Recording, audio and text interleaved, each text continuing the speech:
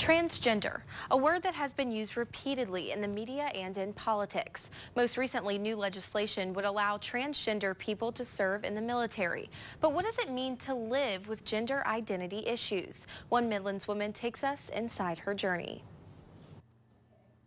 People look at my body and judge me, but it's not who I really am. It is the soul within that reflects my being.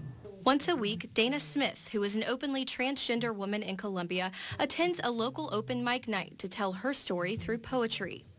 I was told boy, so trying to live up to that label, that expectation, and that really kind of created with me at odds with myself, because no matter how hard I tried, that wasn't who I was. She wants to share her story to better educate people on what it means to be in one of the most socially marginalized groups in the world.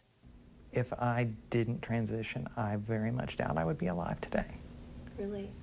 I probably would have taken my life. According to national statistics, an estimated 2 to 5% of the population is transgender. Alex Caridi, a psychologist and LGBTQI youth coordinator in Columbia, provides therapy to people of all ages who come to her with confusion about their identity. So they just don't feel connected, like to certain parts of themselves, because then it's not theirs, it's not who I am. Dr. Caridi says it might be hard for people to understand because gender is perceived as a physical attribute assigned at birth. But the big misconception is that gender is not only physical. It would be nice if I could just draw 2 boxes and help someone decide.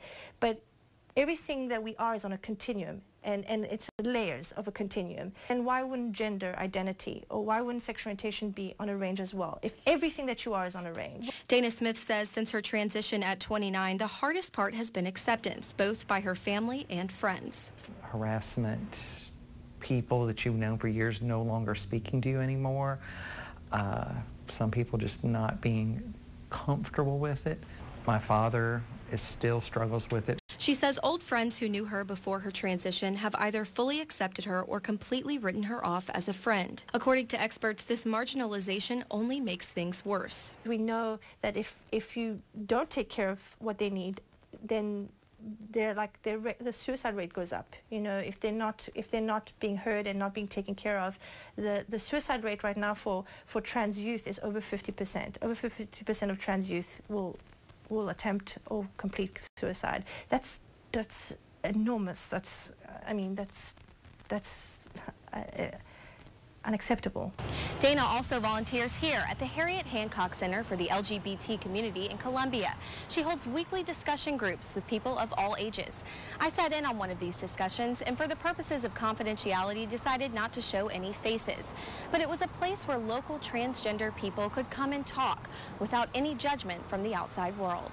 41% of transgender adults report attempting suicide. That's compared to 5% of adults in the general population and 20% of lesbian, gay, and bisexual adults. Dana Smith is trying to do her part to change that, whether it's here or on the stage, where she made an impact after one of her first performances. Right after I got off stage, this young person, probably mid to late teens, just immediately ran up and put their arms around me, and I heard this small little voice that say, "Thank you." And that could end up saving a life.